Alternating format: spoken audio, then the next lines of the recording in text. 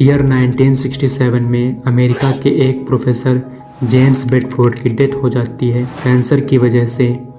उस समय एक नए कॉन्सेप्ट पर रिसर्च चल रही होती है जिसे क्रायोनिक्स कहते हैं।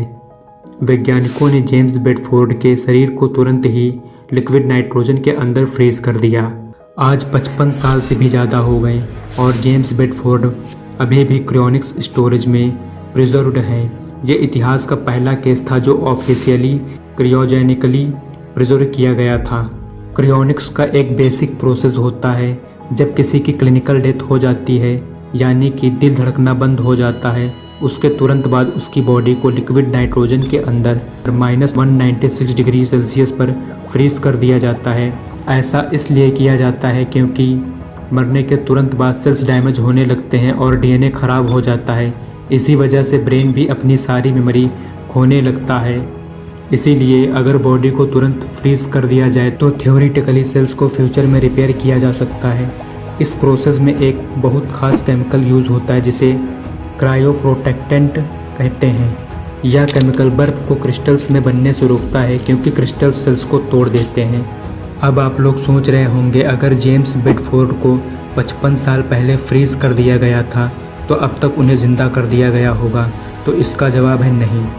साइंस ने अभी तक एक भी फ्रोज़न बॉडी को रिवाइव नहीं किया है, ना ही जेम्स बेडफोर्ड को, ना किसी और को, क्योंकि इसमें एक सबसे बड़ा चैलेंज यह है कि हमारी मेमोरी और सोचने की शक्ति ब्रेन के डेलिकेट नेटवर्क में स्टोर्ड होती है। एक बार ब्रेन के डेड हो जाने के बाद उसे दोबारा एक्टिवेट करना इम्पॉसिबल है अभी के लिए। अब बात करते हैं क्रायोनिक्स का फ्यूचर कैसा होने वाला है। वैज्ञानिकों का कहना है कि अगर हम फ्यूचर में ये चीज़ें डेवलप कर लेते हैं तो क्रायोनिक्स पॉसिबल होगा। पहला, नैनोबॉट्स जो कि सेल्स के अंदर जाकर उन्हें रिपेयर कर सकें। दूसरा, एडवांस जेनेटिक इंजीनियरिंग जो डीएनए को रीस्टोर कर सके। तीसरा, आर्टिफिशियल इंटेलिजेंस जो कि ब्रेन की खोई हुई मेमोरी को वापस रिक्रिएट कर सके। तब शायद क्रायोनिक्स मुमकिन हो फ्यूचर में। क्रायोनिक्स प्रक्रिया एक तरह टाइम ट्रैवल का काम करेगी क्योंकि जो लोग अभी वर्तमान में नहीं हैं या फ्रीज हुए हैं वह फ्यूचर में 100-200 साल बाद अगर रिवाइव किए गए तो उनके लिए दुनिया पूरी तरह से अलग होगी। तो दोस्तों, क्रायोनिक्स अभी एक उम्मीद है, यह गारंटी नहीं देता है कि आप जिंदा हो जाएंगे और इसमें बहुत ही ज़्यादा खर्चा आता है।